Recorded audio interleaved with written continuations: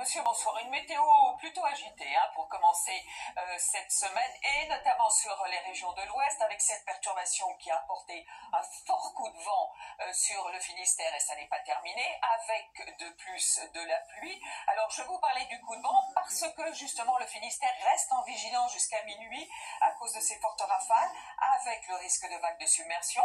Ces deux départements normands et ces trois dans le sud-ouest sont en vigilance crue. Le resteront demain, auquel on rajoute vigilance, vague de submersion sur les côtes de la Manche. Tout ça parce que le vent, entre autres, va souffler encore très fort cette nuit et demain matin avec un coefficient de marée élevé, il est de 112, donc prudence. Beaucoup d'instabilité aussi sur la façade atlantique, dans le sud-ouest, avec parfois quelques coups de tonnerre, de la neige qui fait son retour sur les reliefs et même sur les reliefs de l'Est avec cette perturbation, celle d'aujourd'hui qui était à l'Ouest qui va se décaler près de nos frontières et dans l'après-midi des Alpes jusqu'à la Corse avec toujours plus ou moins d'instabilité, davantage de soleil près de la Méditerranée mais avec du vent. Voici les températures matinales, on devrait aller jusqu'à 15 degrés pour Nice, mais alors dans l'après-midi, dégringolade.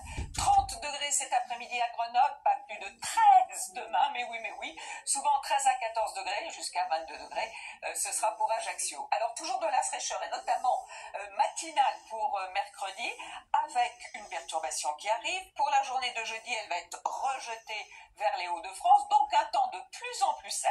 Ce sera le cas vendredi, avec des températures, vous le remarquez, qui remontent. Et puis samedi, soleil, et on peut parler à nouveau d'un coup de chaleur avec des 30 degrés, souvent dans le sud, dimanche aussi, et puis à partir de lundi, à nouveau une perturbation et une baisse des températures. Pour l'instant, très bonne soirée.